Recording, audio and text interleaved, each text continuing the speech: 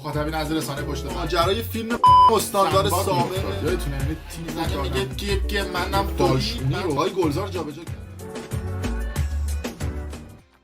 درود به مخاطبین عزیز، بنده امین فردین به همراه تیمم بار دیگه با یک برنامه پشت پرده دیگه با شما هستیم. امیدوارم که هر کجا این کره خاکی که هستید و صدا و تصویر من رو میبینید و میشنوید حال دلتون خوب باشه. اما با خبرهایی که این روزها از داخل ایران میشنویم، خیلی از جوانها و نوجوانهایی که به خاطر داشتن یک زندگی عادی کف خیابونها جون میدن و کشته میشن، قطعا حال دل شما هم مثل من خوب نیست.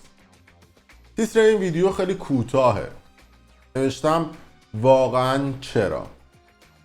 چرایی که میتونیم جلوش هزاران سال بذاریم. چرا 43 سال آخوندا دارن تو مملکت حکومت میکنن؟ چرا اپوزیسیون ما هم متحد نمیشن؟ چرا یه عده به فکر منافع شخصی خودشونن؟ چرا یه عده به دنبال قدرت طلبی خودشونن؟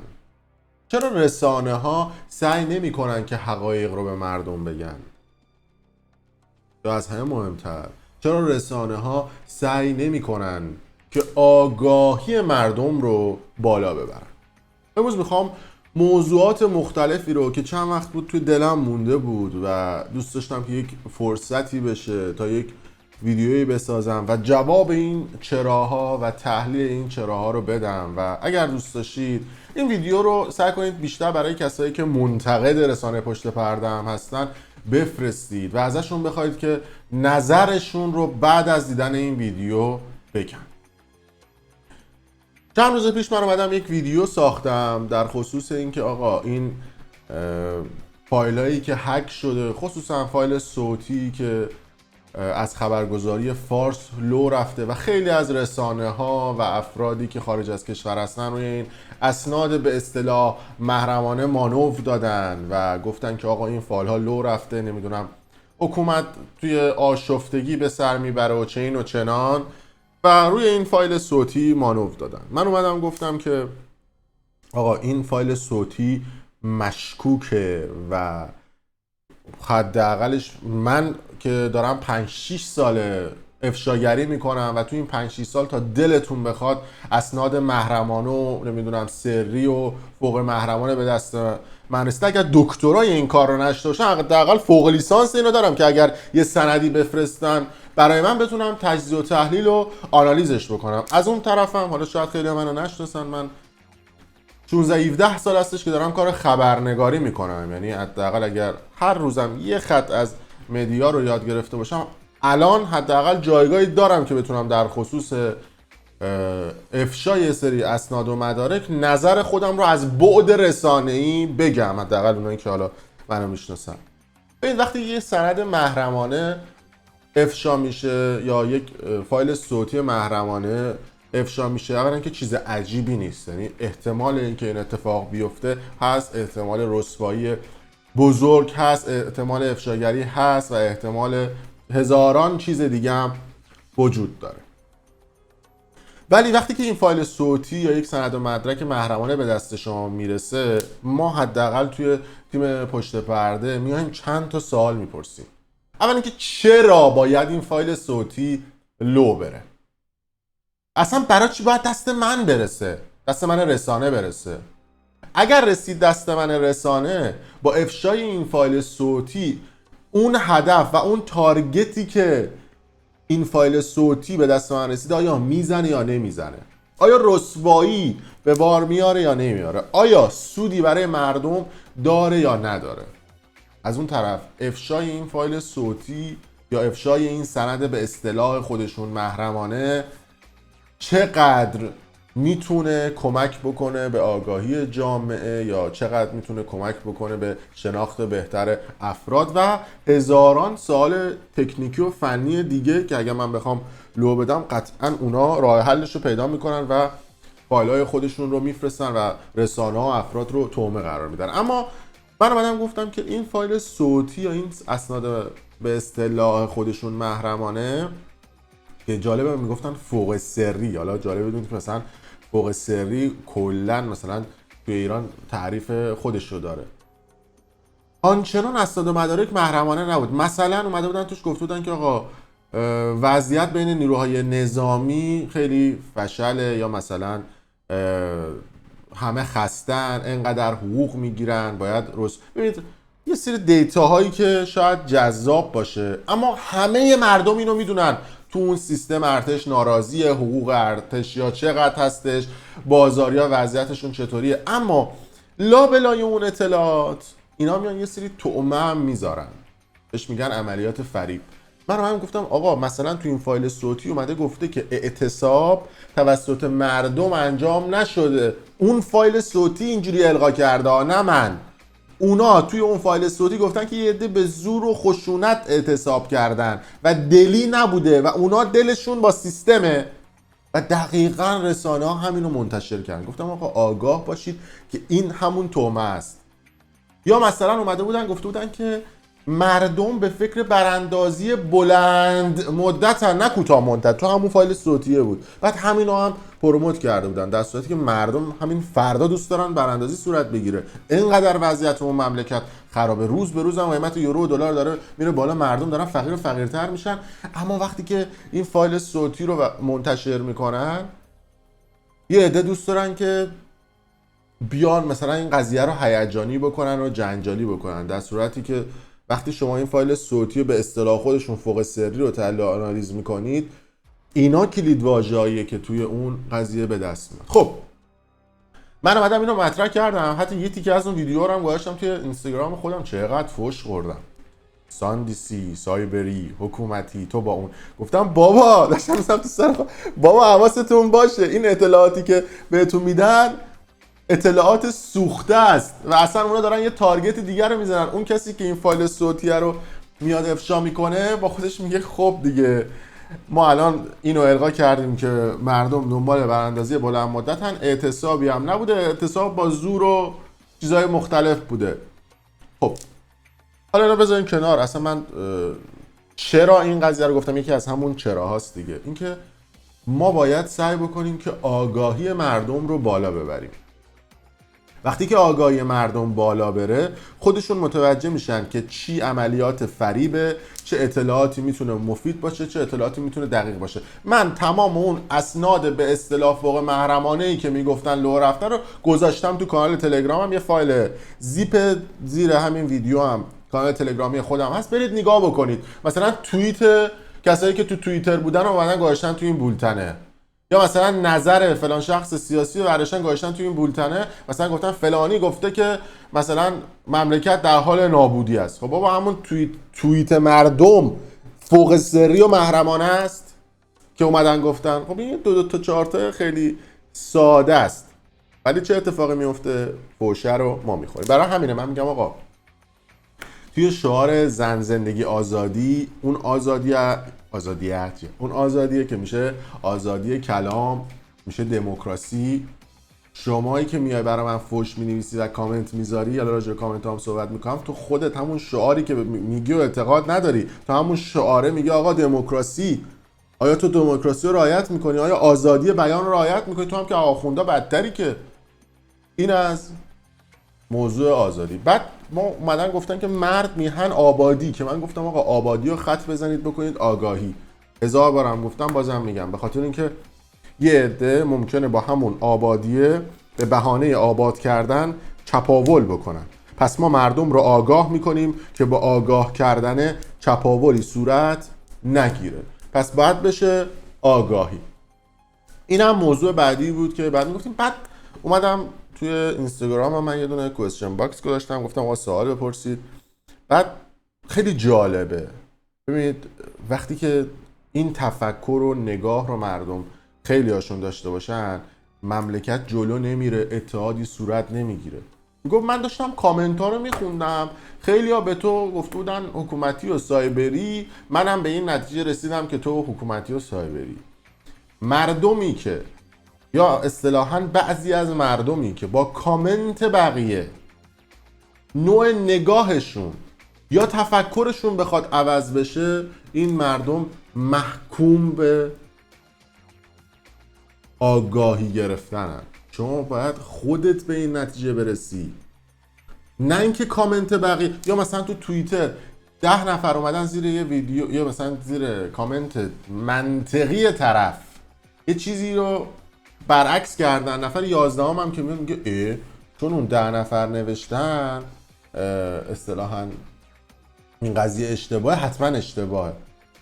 خودت عقل و منطق داری، تو باید به این نتیجه برسی که آیا اون قضیه درسته یا غلطه. این بهش میگن جنگ رسانه‌ای یا جنگ روانی. جنگ دیگه، طرفم بلده از همه ابزارش استفاده بکنه برای هدایت افکار عمومی. معنی هدایت افکار عمومی یعنی چی؟ نمیان چیزی رو مستقیم به خودت بگن که مسیر رو یه جوری برات درست میکنن که ذهنت هدایت بشه. ولی باز هم من تکرار میکنم، اگه آگاهی مردم بالا بره میتونن برن به یه مسیر درسته. یا یه اومدن گفتن آقا موضع خودت رو تو کدوم وری، این وری اون وری.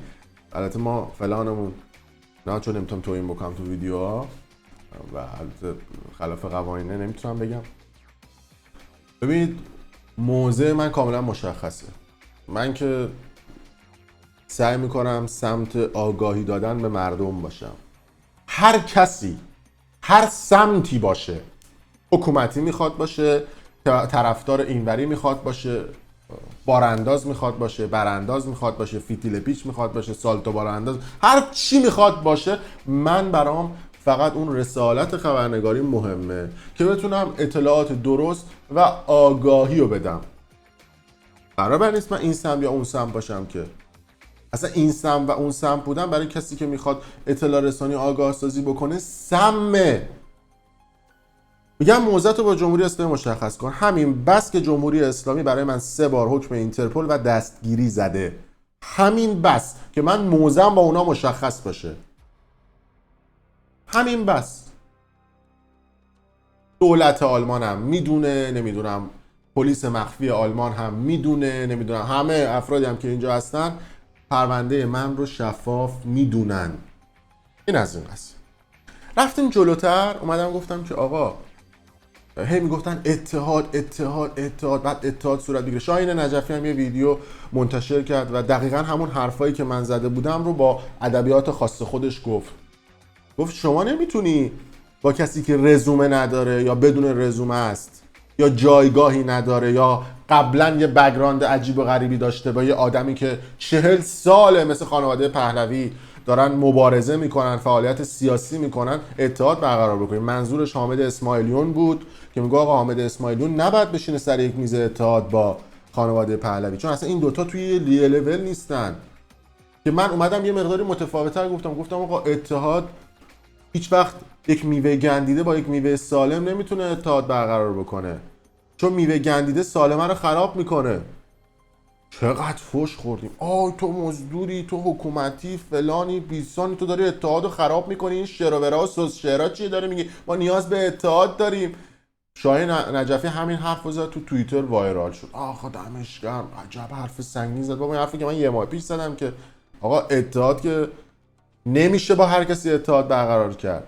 اصلا بعضیا اتحاد برقرار نمیکنن، مثل این میمونه که مثلا بنز و بی ام و بیان با هم دیگه اتحاد برقرار بکنن. اینا رقیبن، اصلا یا لاینشون با هم دیگه فرق میکنه، هیچ وقت با هم دیگه اتحاد نمیکنن.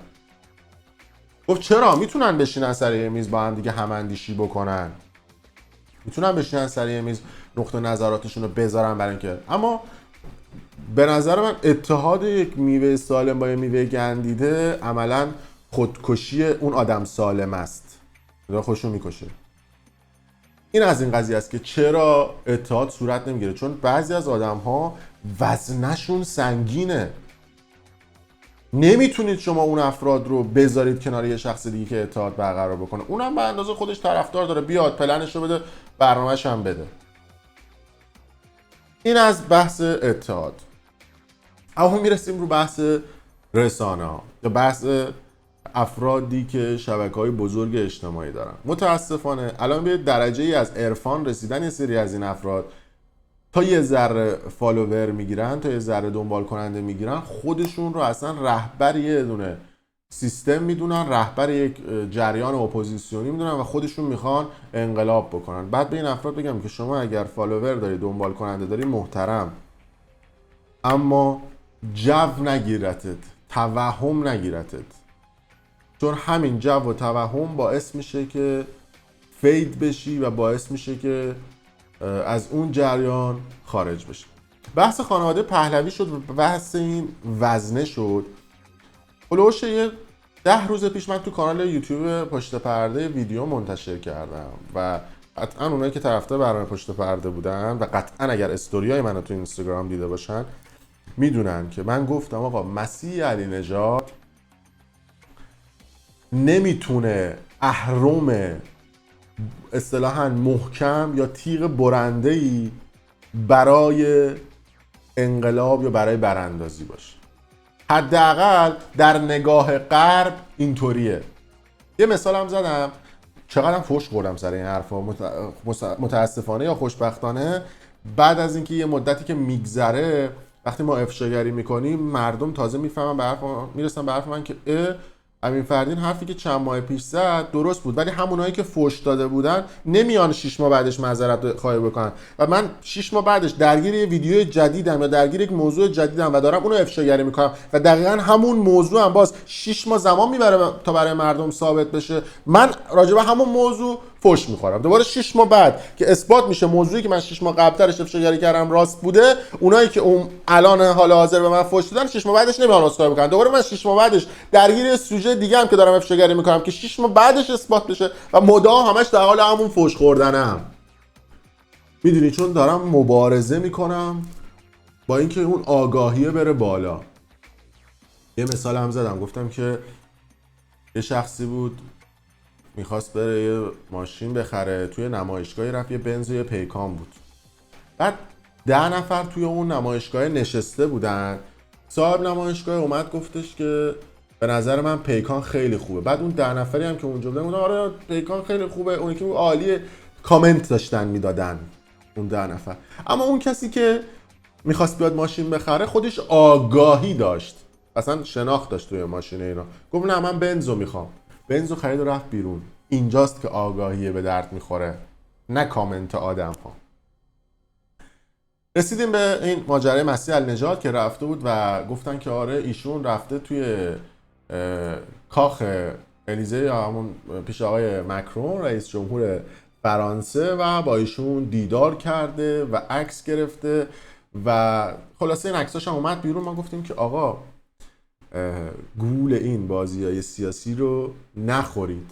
بعد کامنت چی بیاد خوبه، آره تو حسودی، دوست داشتی تو بری تو کاخ الیزه چون تو نرفتی حسادت مفر بعد، آره تو از سایبریا هستی و ساندیسیا هستی و چون مسیح النژاد میخواد انقلاب بکنه رفته دست گذاشته تو دست فرانسویا، تو میخوای تفرقه بندازی. گفتم آقا این مسیح النژاد برای فرانسویا حکم یک فعال حقوق زنا رو داره، مثلا اومده اونجا فعالیت حقوق زنا، آدم هستش که مفت کمپین مثلا چهارشنبه‌های سفید و چیزای مختلف رو برد، یا مثلا اومد گفتش که بعد سفارتخونه‌ها تعطیل بشن که بعد بتونم حالا جلوتر توضیح میدم که اصلا ماجرای سفارتخونه‌ها چی بود که خواست. خلاص گفتم آقا یه آدمی بوده که مفت همه موضوعات رو برده و حالا رفته تو رسانه‌های مختلف هم صحبت کرده و اصلا دولت فرانسه ایشون رو برانداز نمیده و حتی جمهوری اسلامی و آخوندا میدونن که مسیح النژاد خودشونه، داره تو زمین خودشون بازی میکنه. یه دو گفتن مگه میشه مسیح النژاد تو زمین خودشون بازی بکنه؟ فحش دادن. دارید اگه اینجوری بود چرا میخواستن برباینش و چه این و چنان. گفتم که ببین اگه تو مملکت ما اینقدر لایه‌های امنیتی داریم، ممکنه لایه امنیتی پروژه رو با یکی آغاز بکنی که اونی که لایه امنیتی اصلا روش هم خبردار نباشه، یه لایه بخواد بربایه، یه لایه بخواد با طرف عملیات فریب یا بحث‌های سایبری بکنه. من یه سوال دارم، خیلی هم سوال ساده و جوابش هم یه خط. شما اگر بخواید برای انقلاب کردن تلاش بکنی و انقلاب بکنی، آیا با انقلاب کردن و رفتن آخوندها حجاب از اون مملکت میره یا نمیره؟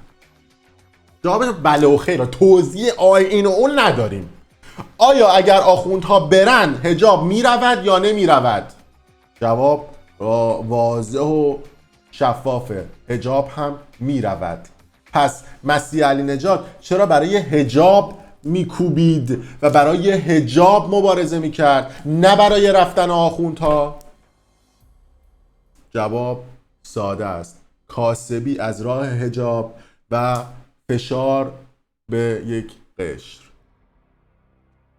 واسه ویدا موحد من نمیدونم کجاست، یه خبری هم دوستان ما بدن یهو نمیدونم چرا تو این ویدیو من یادم افتاد. اما همین مسیح النجات که ما اومدیم مثال‌های مختلف زدیم از ایشون و گفتیم که آقا ایشون چرا نمیاد صحبت بکنه، یه خبرم چند سال پیش تو BBC زده بود و جالبه که با فشاری که آورد این خبر رو پاک کردن، اما اون موقع چون نونش در این خبر بود اینجوری نوشته: مسیح النجات باید جایگاه رهبری جمهوری اسلامی را نگه داشت و با آن مبارزه کرد.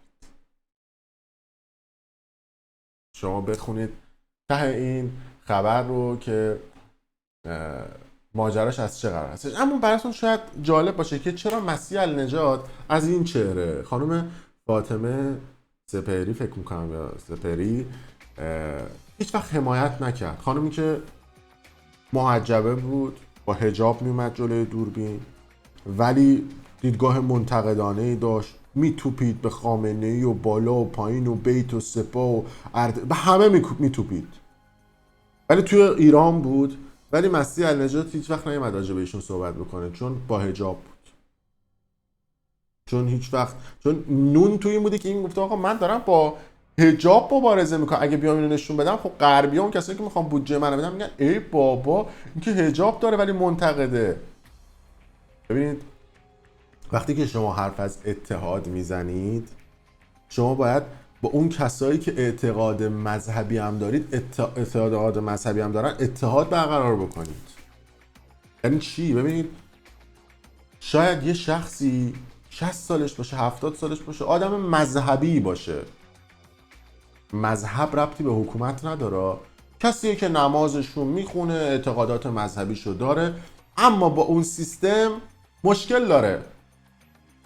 آیا اگر تو اون مملکت انقلاب بشه یا اون آخوندها برن، اگه یه کسی جلوتون نماز بخونه یا یه کسی اعتقادات مذهبی داشته باشه باید کتکش بزنید یا باید مسخرش بکنید؟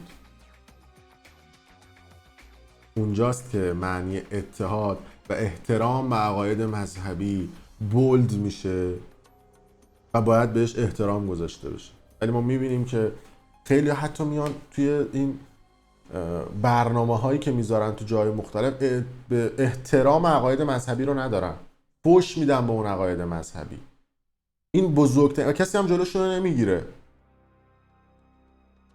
چرا؟ چون که میگن که آخرش ما خالی شدیم و چه آقا شما باید یاد بگیرید به عقاید مذهبی. تو همین آلمان من دیدم به عقاید مذهبی بقیه توهین میکنن. تو همین آلمانی که شما اومدی، حالا یا قانونی اومدی یا پناهندگی اومدی یا کاری اومدی یا دانشجو اومدی، اصلا به من ربطی نداره، اما همین آلمان مسجد داخلش وجود داره، کلیسا داخلش وجود داره، نمیدونم خونه خراب وجود داره، دیسکو هم وجود داره، همه چی وجود داره. ولی قانون توی این مملکت جوری برقرار شده که باید به همه این افراد احترام بذاری. باید احترام بذاری. اونی که تو خرابخونه کار میکنه با اونی که توی مشروب فروشی کار میکنه، با اونی که داره تو قلیونی کار میکنه، با اونی که داره توی فلان دفتر کار میکنه، با اونی که توی مسجد داره کار میکنه، با اونی که داره توی کلیسا کار میکنه، همه با هم برابرن توی یک جامعه. شما حق نداری به کسی توهین بکنی. ولی ما اینجا میبینیم به عقاید مذهبی یه سری آدم ها توهین میکنن. اینجاست که اتحاد برقرار نمیشه. شما زمانی میتونی موفق باشی که اون قشر مذهبی رو هم به خودت جذب بکنی. طبیعیه، ما افراد مذهبی که دارای اعتقاد مذهبی هم تو کشور زیاد داریم، ولی وقتی که از داخل ایران به تویی که خارج از ایرانی نگاه میکنن و میبینن تو به عقاید مذهبی اون طرف داری توهین میکنی، قطعاً با تو یکی نمیشن. قطعاً برای انقلابی که تو داری براش مبارزه میکنی با تو همراه نمیشن، با تو اتحاد برقرار نمیکنن. عده‌ای معتقدن که چرا بعضی از ایرانی‌ها با اونایی که خارج از کشورن اتحاد برقرار نمیکنن؟ مگه فقیر نیستن؟ مگه بدبخت نیستن؟ مگه تو گشنگی نیستن؟ طرف حاضر تو فقر و بدبختی و گشنگی باشه اما اعتقادات مذهبیش حفظ بشه. اعتقاد مذهبیشه. شما از اعتقاد مذهبی و باور هیچ کسی هیچ چیزی بالاتر نداری. میلیارد میلیارد میلیارد پول بده به یه آدم، اگه باور مذهبی و باور با یه چیزی به یه چیزی داشته باشه، باورش رو با پول عوض نمیکنه. باورش رو با هیچی عوض نمیکنه تو دنیا. پس شما وقتی که باور طرف رو بهش توهین بکنی، هر چقدر هم این ور خاک باشی، این ور آب باشی و توهین بکنی به باور اون مذهبی اون آدم، با تو همراه نمیشه. اینا همون چراهاییه که باید به دنبال جوابش باشیم. برگردیم به مسیح النجات. من گفتم آقا مسیح النجات یک ابزار و یک بازیچه است، یعنی هر زمانی که بخوان بازیش میدن. فوش و توهین شنیدم، اما جالب بدونید که همین مسیح النجات کسی بود، حالا میرسیم به خانواده پهلوی، بعد از اینکه دیدار کرد با مکرون، دقیقاً مکرون اومد و 50 روز بعدش با رئیس جمهور ایران دیدار، میگم 50 روز بعدش، چند روز بعدش اومد با رئیسی دیدار کرد، حتی مذاکرات تلفنی داشتن و خودش رفت مصاحبه کرد و گفتش که ما سعی میکنیم که توی ایران برای جامعه زنان اصلاح انجام بدیم. و من توی اون ویدیو گفتم که چرا سران کشورهای اروپایی با خانواده پهلوی دیدار نمیکنن، با رضا شاه پهلوی، با شهبانو فرح پهلوی دیدار نمیکنن؟ چون سران اروپایی میدونن که اگر با خانواده پهلوی دیدار بکنن چه اتفاقی خواهد افتاد. جمهوری اسلامی میدونه که خانواده پهلوی یکی از آلترناتیو های اون آخوندها هستش. خانواده پهلوی میدونید، خصوصا حالا شهبانو فرح پهلوی یا شاهزاده رضا پهلوی هم کینه شخصی دارن نسبت به جمهوری اسلامی، هم کینه حقوقی دارن. حالا حقوقیش یه ذره به کنار، چون تو مصاحبه هاشون سعی نکرده که شاهزاده رضا پهلوی هیچ وقت بگه که من تشنه قدرتم یا من هیچ وقت میخوام قدرت رو بگیرم. اما کینه شخصیشون چی بوده؟ این بوده که بعد از اینکه انقلاب شد و خانواده پهلوی از ایران رفتن، 2 تا از اعضای خانواده پهلوی خودکشی کردن.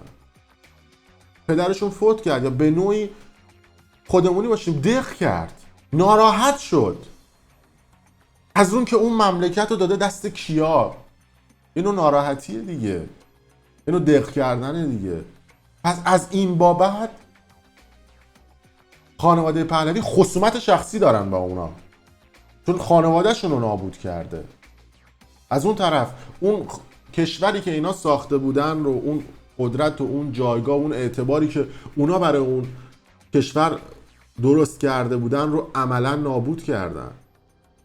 پس اونم میشه یک خصومت دیگه. اگر ما همه اپوزیسیون خارج از کشور رو به نوعی دلبسته و با وابسته یا عوامل آخوندا بدونیم، فقط میتونیم خانواده پهلوی رو جدا بدونیم، چون دلایل مختلفی براش وجود داره که گفتم بهتون. اما دیدار مسیح النجات با مکرون 50 روز پس از دیدار با رئیس بود. من گفتم 50 روز، یعنی 50 روز بعدش بود، اما زیاد فیدبک نداشت، یعنی فیدبکش برای آخوندان رفت دیدار کش.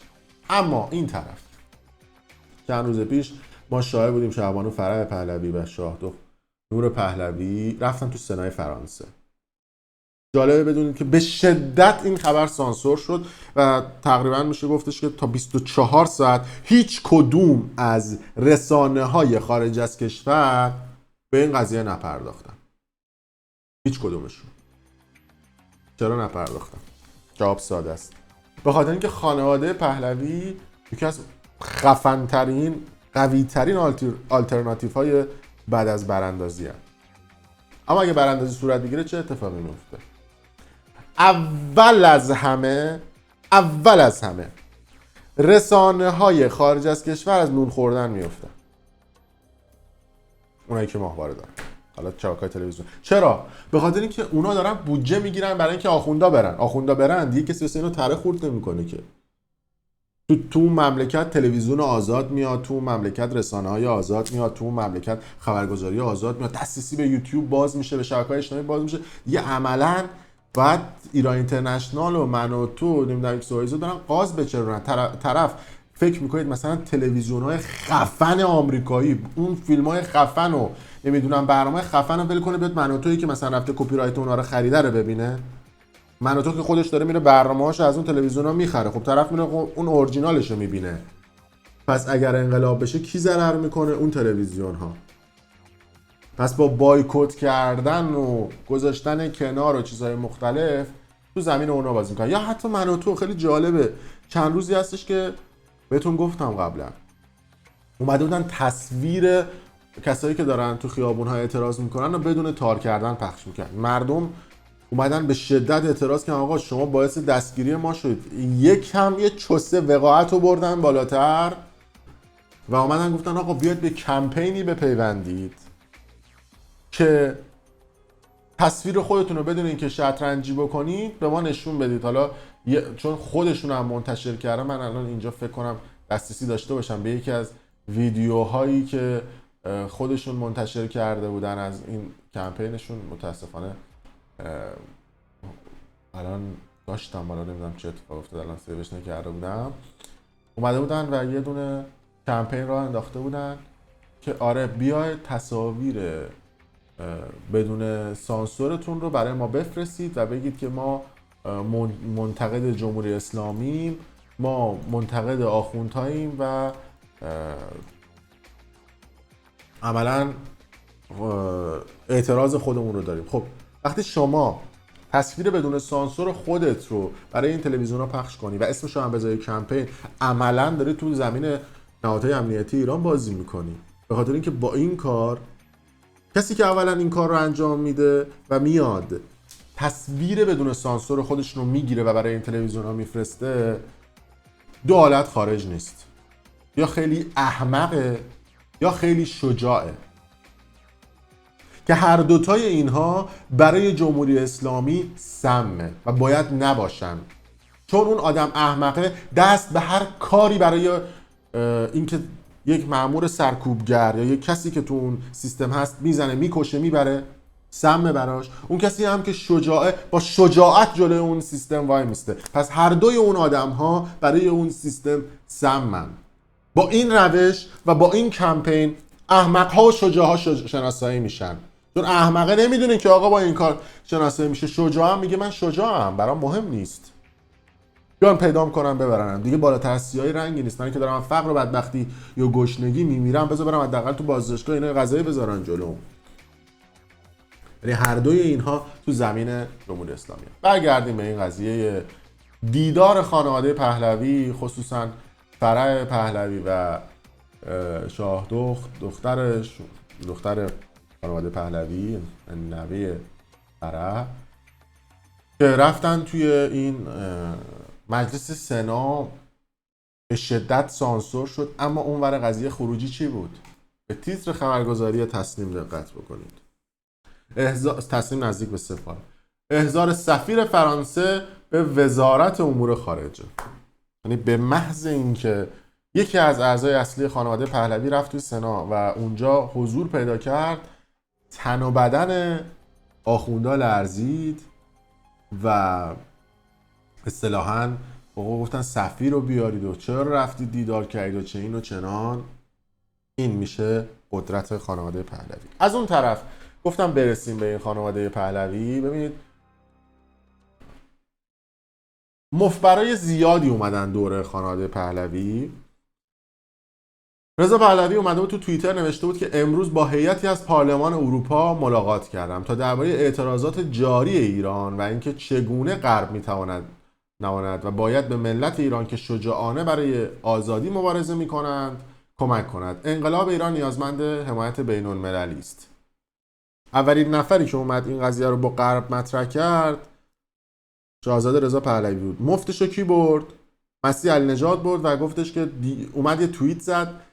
جالب بدونید که 23 سپتامبر سال 2022 23 9 بود دیاره، تقریبا میشه مهر ماه امسال شاهزاده رضا پهلوی توییت کرده بود. 11 نوامبر امسال، یعنی 2 ماه بعدش مسیح علی نژاد گفت در دیدار 2 نفره با مکرون رئیس جمهور فرانسه گفتم آنچه در ایران داره اتفاق میفته انقلابه. فرانسه میتونه نخستین کشوری باشه برای به رسمیت شناختن این انقلاب. به جای جمهوری اسلامی با چهره‌های اپوزیسیون در آینده دیدار کنید و اتحادیه اروپا برای پذیرش یک ایران سکولار آماده بشه. دقیقاً همون حرف رضا پهلوی رو اومد زد و مفت قضیه رو برد و خروجی صحبت رضا پهلوی این شد که سپاه به لیست تروریستی اضافه بشه، سفارتخونه‌های ایران تعطیل بشه. نماینده پارلمان اروپا گفت بود. اما خروجی حرف مکرون این شد که باید دوباره با رئیسی صحبت بکنم چون با دیپلماسی باید اختلافات رو کم بکنیم. یعنی چیزی که مسیح النجات توییت میکنه فکر میکنم یه مقداری اونجا رفته کار دیگه کرده، الکی اومده مفت قضیه رو برده گفته این. ما میگم خروجی صحبت این دوتا آدم چی میشه؟ شاهزاده رضا پهلوی که صحبت میکنه میره تو تحریم ها، مسیح النجات که صحبت میکنه میره توی گفتمان و دموکراسی و دیپلماسی و ماسمالی و از این نوع صحبت ها. یا از اون طرف بحث تعطیلی سفارتخونه ها رو اولین بار شاهزاده رضا پهلوی مطرح کرد یا خانواده پهلوی مطرح کردن. مفت این قضیه رو کی برد؟ مسیح النجات. یا بحث رفتن اسم سپاه توی لیست سازمان تروریستی و چیزهای مختلف رو اول خانواده پهلوی مطرح کرد، بعد از اون طرف کی اومد این قضیه رو خیلی سر و صدا کرد و خواست ببرتش جلو؟ این چهره حامد اسماعیلی، چهره بسیار محبوب برای بسیاری از ایرانی‌های خارج از کشور در حال حاضر و میدونم که اگر من راجع به ایشون صحبت بکنم باز هم فوش خواهم خورد و باز هم حکومتی و سایبری شناخته خواهم شد و میگن که پروژه تخریب حامد اسماعیلیون هم توسط همین فرم. من با کاری ندارم، ولی میخوام یه سری اطلاعات به شما بدم و یه سری فکت ها به شما بدم، خودتون 2 تا 4 تا بکنید. حامد اسماعیلیون اومد دید توی برلین یه جمعیت زیادی اومدن. خواهشم به این چیزا دقت بکنید چون سند و مدرکش هم موجوده ها. من رو هوا حرف نمیزنم، حداقل تو آلمانش که دیگه خودم میتونم بهش برسم. این یکی دیگه از همون چراهاییه که باعث نفاق شده، باعث این شده که تو اون سیستم عملاً انقلابی صورت نگیره، چون آدمایی که بیرون از ایرانن و میتونن مؤثر باشن خودشون به فکر یه سری منافع خودشون. تو برلین میدونید که یه تظاهرات بیش از 100,000 نفری شد چند هفته پیش، اما قبل از اینکه حامد اسماعیلیون بخواد فراخوان بده 3 هفته قبلترش هم یه جمعیت 40-50 هزار نفر هم توی برلین اومده بودن توی خیابونا. جمعیت عظیم و بزرگی بود. حامد اسماعیلیون تا این جمعیت رو دید، بعد از کانادایی هم که حالا داستانش بماند، من دارم فقط راجع به برلین صحبت میکنم، اومد فراخوان برلین رو داد و گفتش که از همه جای اروپا قراره بیان و یک جمعیت بزرگیه. اما جالبه بدونید که برای فراخوان برلین آوردن پرچم طرفداران پهلوی رو ممنوع کرده بود. اما با احترام به همه کسانی که رنگین کمانی هستن و گرایش جنسیشون اون سمتیه، پرچم اونها رو آزاد گذاشته بود. خب میدونید که در بیشتر تجمعات اعتراضی ایرانیان خارج از کشور پررنگترین افراد رو کسانی دارن که پهلوی هن، اصطلاحاً بهشون میگن طرفداران خانواده پهلوی هن و دوست دارن که اصلا خانواده پهلوی بیان توی ایران. حداقل آمار و ارقام این قضایا رو میتونه شفاف بکنه. اما همین حامد اسماعیلیون اومد یه فراخوان داد و صف بندی کرد. ببینید الان ما داریم راجع به دموکراسی صحبت میکنیم، میگه راجع به آزادی بیان. شعار یادتون نره زن زندگی آزادی هست، اون آزادی میشه آزادی بیان. من الان دارم از اون استفاده میکنم و اونایی که میخوان فوش بدن یه لحظه صبر بکنن، این شعار رو تو ذهنشون قرقره بکنن، آزادیه. پس تو که داری برای اون شعار تلاش میکنی باید به حرف من گوش بدی، چون اون شعار رو دادی. اگر اون شعار رو قبول نداری که کلا جمع کن برو، برای چه شعار میدی؟ پس چون آزادی من دارم صحبت میکنم. خب اومد صف بندی انجام داد، گفتش که اول صف خانواده کسانی که عزیزانشون رو توی پرواز اوکراینی از دست دادن اونا صف جلو وای میستن. بعد از اون رنگین کمانی ها، حالا بهشون میگن تراجنسی، ده میگن همجنسگرا، حالا اسامی مختلفی دارن با احترام بهشون. اونا ردیف دوم قرار میگیرن. ردیف سوم اصطلاحاً کردها قرار میگیرن، کردایی که حالا هست، ببخشید عذرخواهی میکنم. ردیف سوم اونایی که طرفدار پهلویان قرار میگیرن. ردیف چهارم کردها قرار میگیرن و بعد از کردها مجاهدین خلقن و بعد از مجاهدین خلق یا و کسانی که طرفدار رجویان اونایی که بیرنگن و آدمای عادی هن. صف بندی یا اصطلاحاً بلوک بندی رو انجام داد. خب منی که از بیرون میبینم با این بلوک بندی میگم کسی که این بلوک بندی رو داره انجام میده 100% از خود جمهوری اسلامی هست. اگه میشه از جمهوری اسلامی باشه براتون ثابت میکنم. منفوریت مجاهدین خلق از کجا شروع شد؟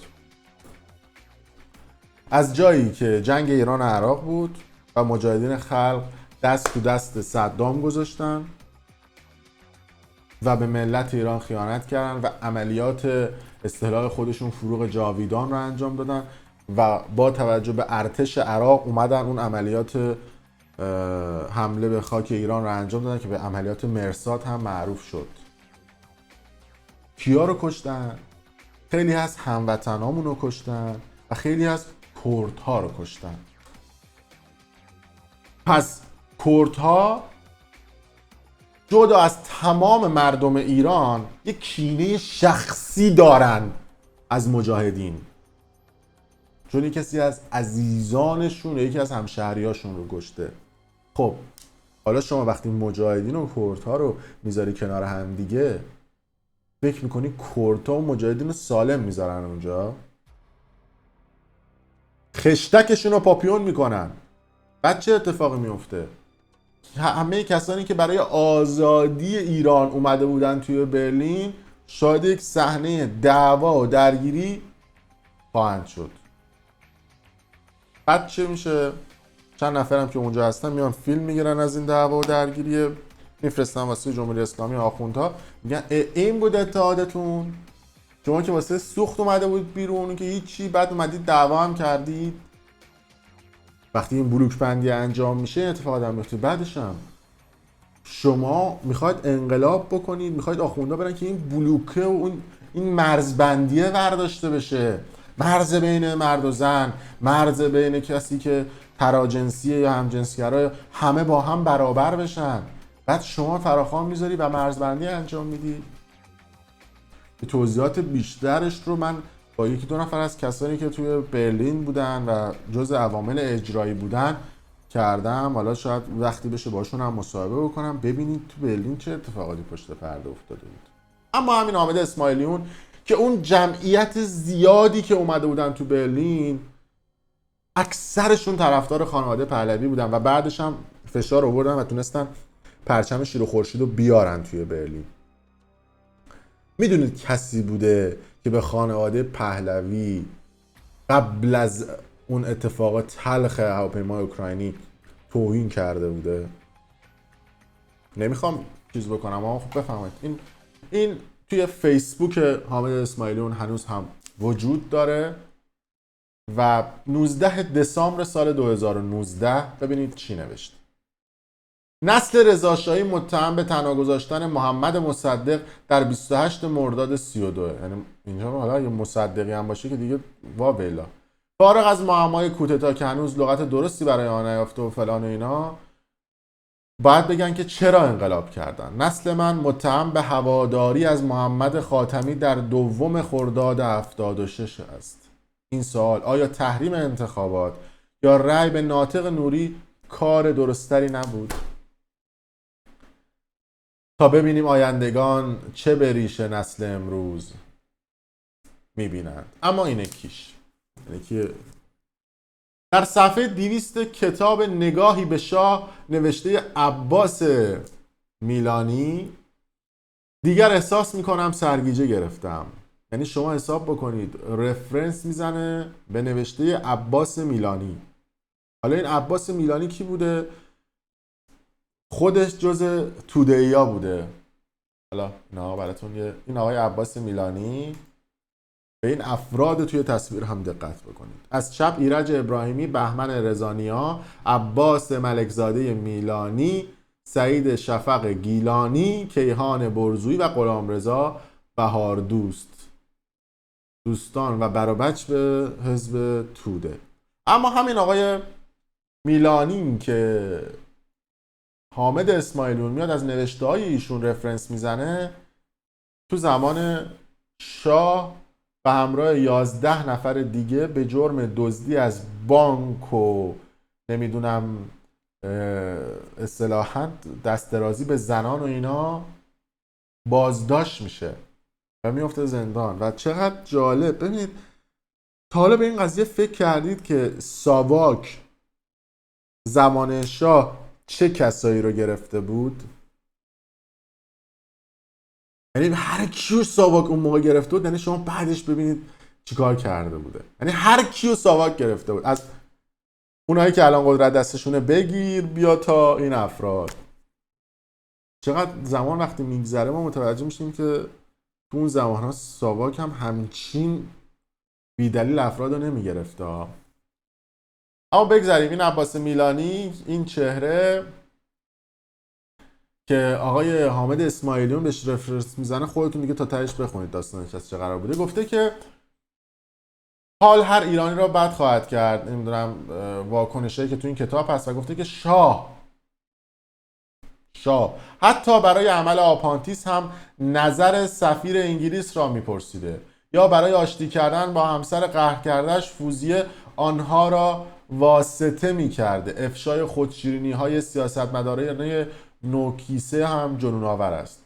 حاضر بودن برای رسیدن به مقام نخست وزیری تا آخرین خشت خانه پدریتان را هم به باد بدهند. ضمن اینکه با این کتاب بالاخره دارم به تصویر درستری از دکتر مصدق سید حسن تقی‌زاده شاه و انقلاب ایران میرسم. با این حال پنهان نمی کنم که دلم میخواهد زود تمامش کنم، این سرگیجه پایان یابد.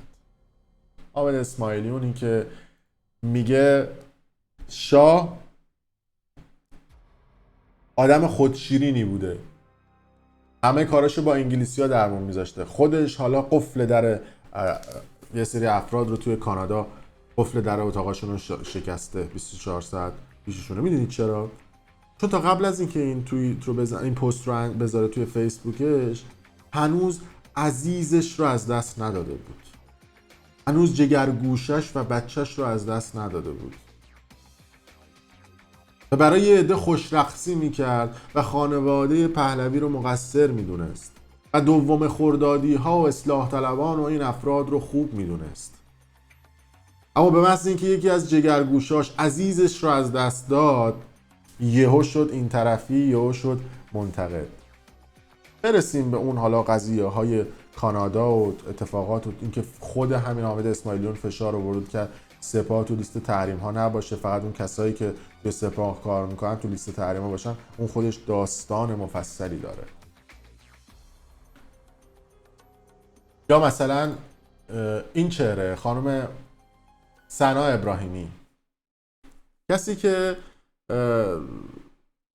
یه شبه توی توییتر گل کرد یا یه شبه توی توییتر معروف شد سر اون ماجرای نگار مرتضوی و چیزهای مختلف و حسابی فالوور گرفت و بعد از اینکه یه مقداری دیده شد اومد گفت واقعا حالت تهوع میگیرن وقتی رضا پهلوی و طرفدارانش سعی میکنن از دل خون ملت آب گلالودشون و اینا ماهی بگیرن. بابا آخه هیچ گویی نمیخوره، نشسته توییت میکنه و واسه ما حرف از حکومت میزنه. خب یکی نیست بگه بابای اسکلت ول کرده این مردم و رفته، تو چی میگی؟ حالا جالب بدونی که بسیاری از کسایی که فالوش کردن و دنبالش داشتن همون طرفدارای پهلوی بودن و بعدش هم اگه همون خانواده پهلوی نبودن این همه تحریم ها یا این همه فشارها نمی اومد. میخوام به شما بگم که وقتی یه کسی اگر دیدید یه شبه گل کرد، یه شبه اپوزیسیون شد یا یه شبه معروف شد، بدونید تهش باد میده و وصل به یک جریان. همین سنا ابراهیمی که اینجوری به خانواده پهلوی توهین میکنه، طرفدار شیش آتیشه مسیح علی نژاد و مسیح علی نژاد پروموتش میکنه. چون مسیح علی نژاد تشنه قدرت، مسیح علی نژاد هیچ وقت نمیخواد بشینه پیش رضا پهلوی. اون خودشو بالاتر از رضا پهلوی میدونه. اون خودشو رهبر ایران میدونه. برید ویدیوهاشو ببینید. یه پیج هست به اسم حافظه تاریخی، هیچ وقت نمیاد صحبت مسیح علی نژاد رو بذاره. چون مسیح علی نژاد یه مقدار طرفدار داره و سعی نمیکنه راجبش صحبت بکنه. اینا واقعیت افراد این ورابه. حالا یه عده میگن خب چرا راجب آخوندها و اینا صحبت نمی‌کنی؟ ببین یه عده سودشون تو نفهمیدنه. اگر نفهمیده باشی تکلیف اونا چیه، کلاتون پس معرکه است. اصلا راجب اونا صحبت کردن آب تو آون کوبیدنه. اونا که دیگه اصلا تکلیفشون مشخصه. شما باید بتونید یه سری چیزهای دیگر رو تحلیل بکنید. یه سری اتفاقات دیگر رو باید تحلیل بکنید. اینها چراهای پر از ابهامه که باید حل بشه. منی که دارم این مسائل رو مطرح میکنم، اگه اون کسی که داره من انتقاد میکنه ذره عقل توی مغزش باشه، باید از من تشکر بکنه. چون اینا همه سوراخ‌ها و باگ‌ها و حفره‌هایی بوده که من گفتم و باید اینا حل بشه، باید اینا درست بشه و شفاف سازی بشه. اگه شفاف سازی بشه دیگه مسئله برای گله و گله گذاری نمیمونه، دیگه مسئله واسه افشاگری نمیمونه، دیگه مسئله واسه گفتن نمیمونه. و من هم سعی میکنم اینا رو افشا بکنم که حل بشه. تونستن حلش میکنن، نتونستن همین مسیر رو برن، ولی مطمئن باشن اتحادی صورت نمیگیره. خیلی صحبت کردم، موضوعات دیگه ای هم بود که میشد راجع صحبت بکنیم، اما این واقعا چرا شاید بشه چند تا ویدیو با همین تیتر واقعا چرا گذاشت و صحبت کردم. در صورت مرسی از اونایی که ویدیو من تا انتها، تا این لحظه بیش از 50 دقیقه دیدن و امیدوارم اونایی که دارن توهین میکنن اعتقاد داشته باشن به اون شعار آزادی که آزادی بیانه و اعتقاد به این داشته باشن که باید همه آزادانه نظرشون رو بگن. اگر به اون اعتقاد نداشته باشید شما از آخوندها بدترید، چون آخوندها هم طاقت شنیدن نظر مخالف رو ندارن و به اون طرف میگن اجنبی، به اون طرف میگن کسی که داره از اون ور آبیا خط میگیره. شما میشید همونا با این تفاوت که کروات دارید و میگید که این طرف ساندیسیه. در صورت مرسی که تا این لحظه با ما بودید. اگر دوست داشتید ویدیو رو لایک کنید، برای دوستاتون کسایی که منتقدنم بفرستید و ممنون که تا این لحظه با من